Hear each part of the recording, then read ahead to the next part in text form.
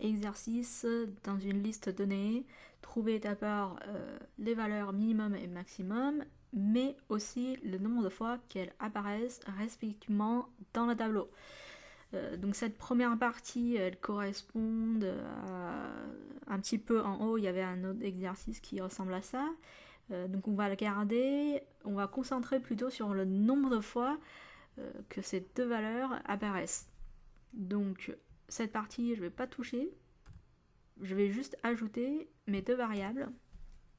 Je l'appelle un min et un max pour compter le nombre de fois qu'elles apparaissent dans la liste. Et naturellement, return, je vais aussi envoyer ces valeurs. Alors maintenant, j'ai besoin de regarder combien de fois. Alors, il est important de savoir, je ne peux pas forcément fusionner tout ça dans cette première boucle for. Parce qu'en fait, ici, ma valeur minval et maxval, c'est modifié au fur et à mesure. Quand je parcours mon tableau, je suis censé le modifier selon les valeurs, selon les prochaines valeurs que je vais rencontrer. Donc je ne vais pas vraiment pouvoir le faire là-dedans, je suis obligée de commencer une nouvelle boucle.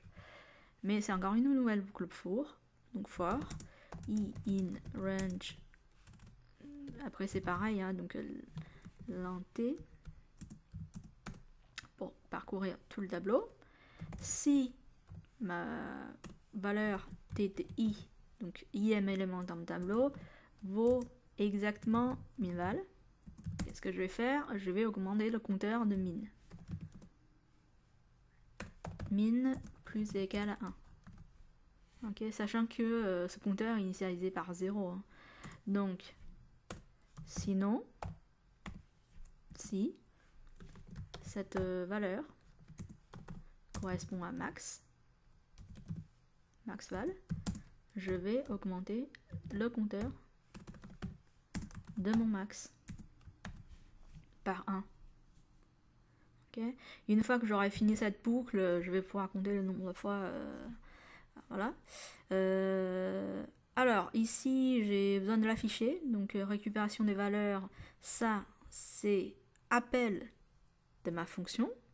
J'ai 4 valeurs qui sont retournées ici. Il va falloir que j'ai ces 4 valeurs aussi dans la récupération de la fonction. Ok, je vais peut-être pas supprimer cette ligne, je vais mettre en pas. Et encore une fois, je vais appeler cette fonction qui s'appelle du coup minmax comptage t. T, c'est une liste qui est définie ici. Et comme je retourne les 4 valeurs et puis je vais les récupérer dans l'ordre, ensuite l'affichage. Alors encore une fois, deux façons d'afficher les variables plus courantes, soit vous utilisez pourcentage, soit vous utilisez format.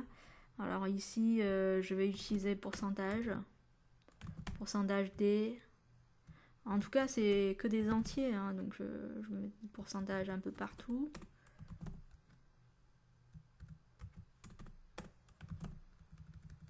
Quand j'aurai fini ça, je mets un pourcentage pour du coup donner les valeurs.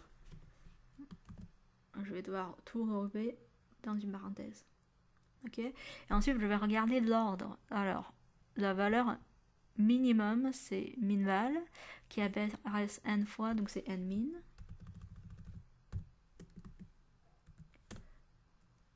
Ensuite, naturellement, valeur maximale et nmax. On va faire un test. Ok, la valeur minimum, c'est 1.